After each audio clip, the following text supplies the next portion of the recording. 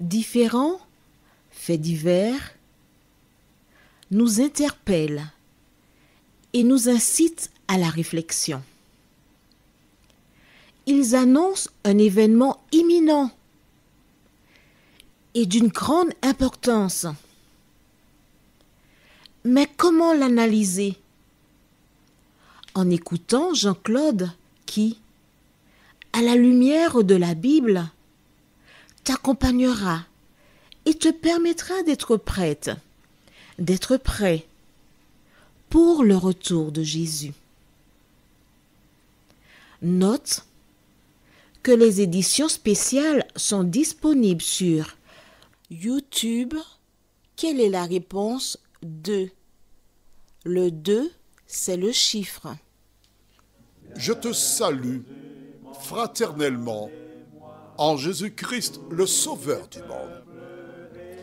C'est Jean-Claude qui partage avec toi cette nouvelle série qui s'intitule « Découvrir la vérité ». Marco et Jean-Claude, nous sommes très heureux de te retrouver encore pour la suite de ce récit magnifique qui a une portée. Et nous verrons aujourd'hui comment des personnes progressent avec Dieu. Le thème est « Nous avons péché ». Juste avant, prions. Notre Seigneur et notre Dieu, grande est notre joie encore de revenir vers toi. Merci pour la parole. Merci pour l'illustration du salut. Cet esprit, conduis-nous dans toute la vérité. Et aide-nous à grandir en toi encore et encore. Et que nous puissions toujours nous asseoir sur tes promesses. Au nom de Jésus, pour ta gloire éternelle. Amen. Le chapitre 21 du livre de Nombres est capital. Rappelle-toi, je t'ai expliqué que l'histoire du peuple d'Israël, c'est une illustration de l'histoire de la race humaine. Nous avons vu comment Dieu créa Ève et Adam libres, et le diable, à travers son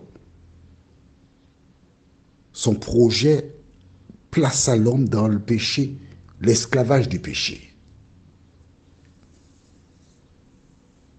Les enfants d'Israël arrivèrent libres en Égypte, et un pharaon le mit dans l'esclavage. Mais Dieu dit à Ève, ta postérité écrasera la tête du serpent Satan, pour libérer les humains. Dieu déclara à Abraham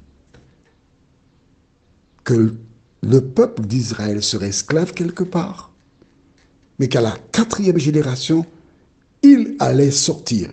Il y aurait un libérateur. Moïse est le libérateur du peuple d'Israël. Jésus-Christ est le libérateur des humains. C'est bon? C'est clair pour toi? Bien.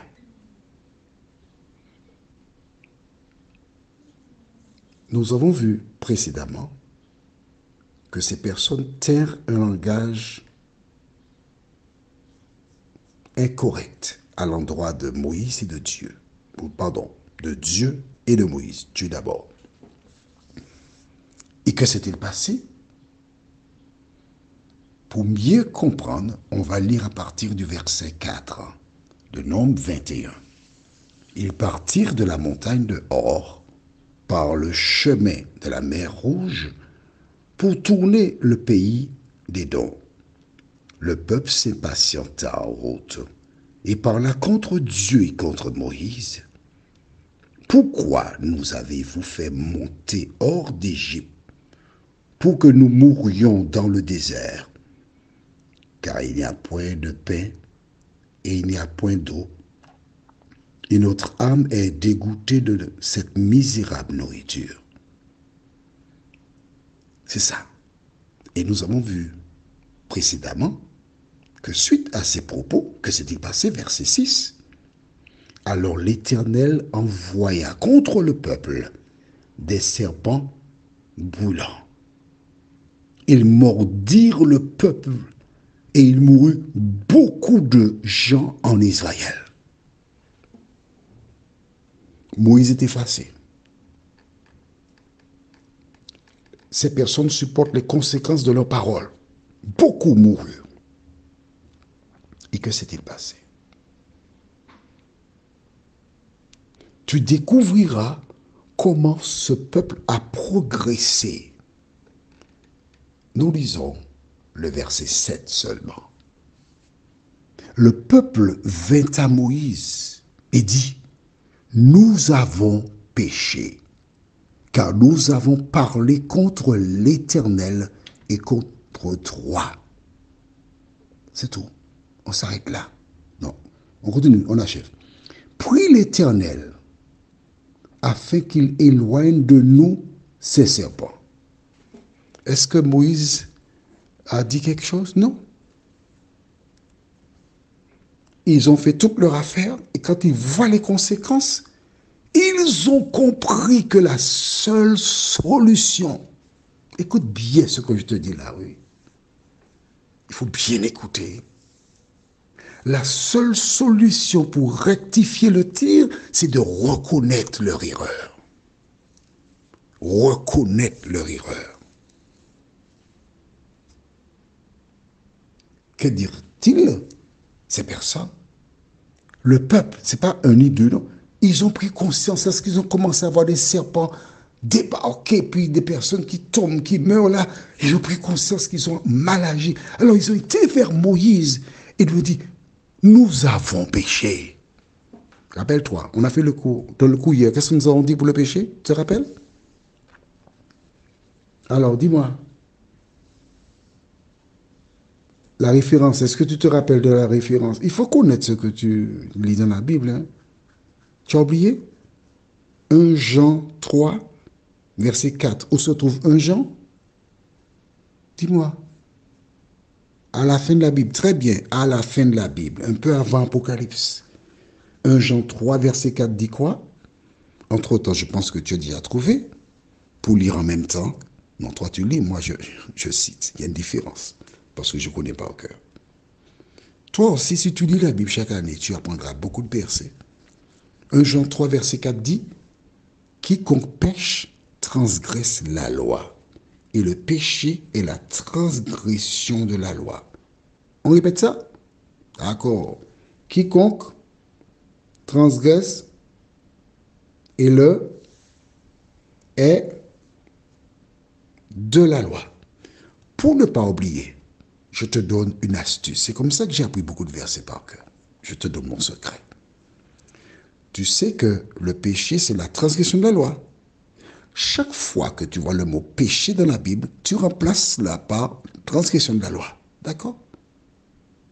Donc, en lisant le verset 7, tu diras: le peuple vint à Moïse et dit: nous avons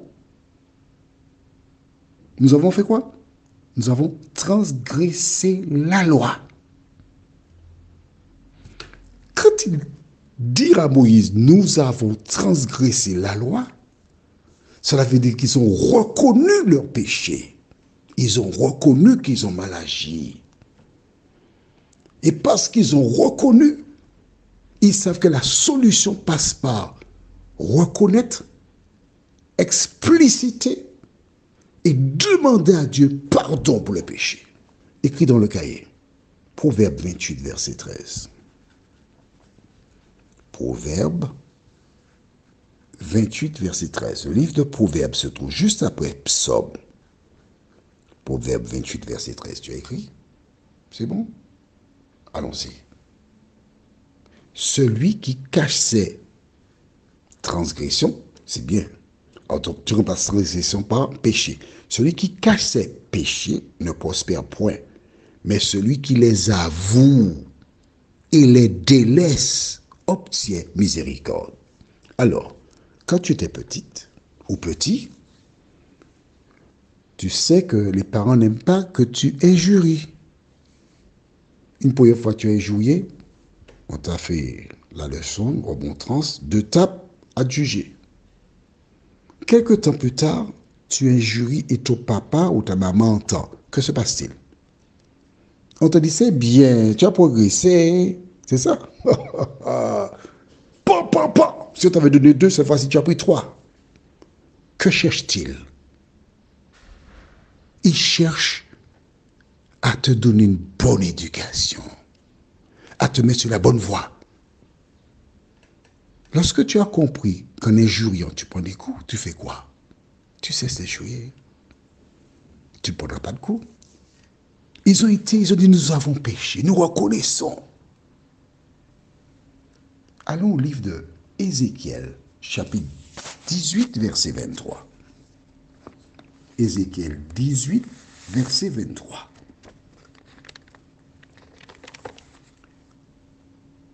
Tu vois que le livre d'Ézéchiel, c'est loin après le livre de Nombre. D'accord?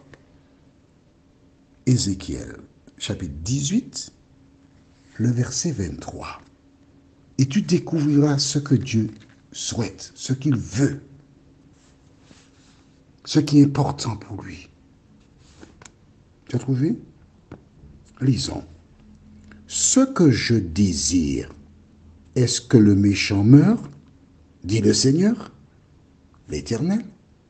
N'est-ce pas qu'il change de conduite et qu'il vive? C'est ce que Dieu veut. Il ne veut pas ta mort.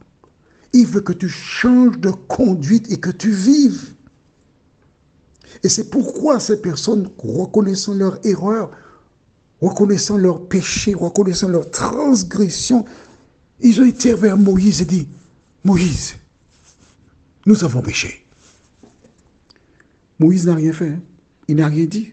Il est là, il attend tranquillement.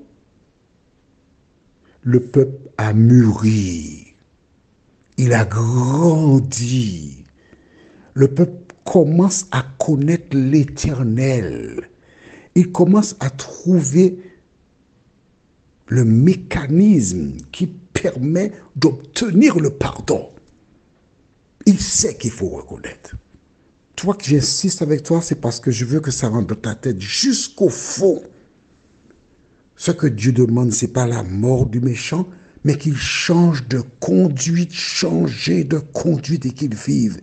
Les personnes qui te disent, ah non, maintenant c'est quoi au Seigneur Jésus, puis tu es sauvé. C'est pas vrai.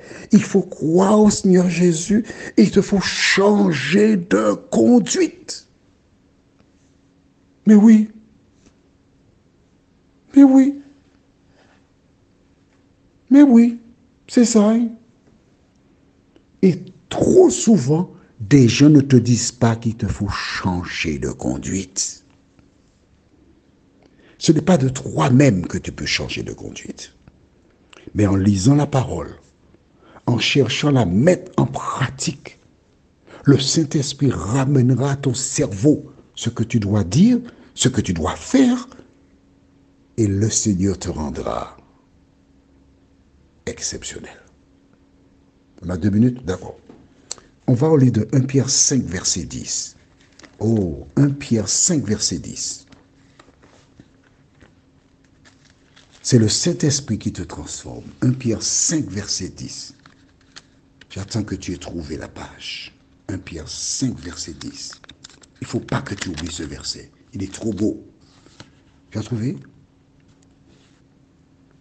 Le Dieu de toute grâce, qui vous a appelé en Jésus-Christ à sa gloire éternelle, après que vous aurez souffert un peu de temps, vous perfectionnera lui-même, vous affermira, vous fortifiera, vous rendra inébranlable. Prions, notre Seigneur et notre Dieu, merci de nous rendre inébranlables. Merci pour la parole. Merci, Saint-Esprit, de nous conduire dans la vérité. Nous t'avons prié au nom de Jésus pour ta gloire éternelle. Amen. N'oublie pas, ce que je désire, ce n'est pas la mort du méchant, mais qu'il change de conduite et qu'il vive. À bientôt, si Dieu nous prête vie.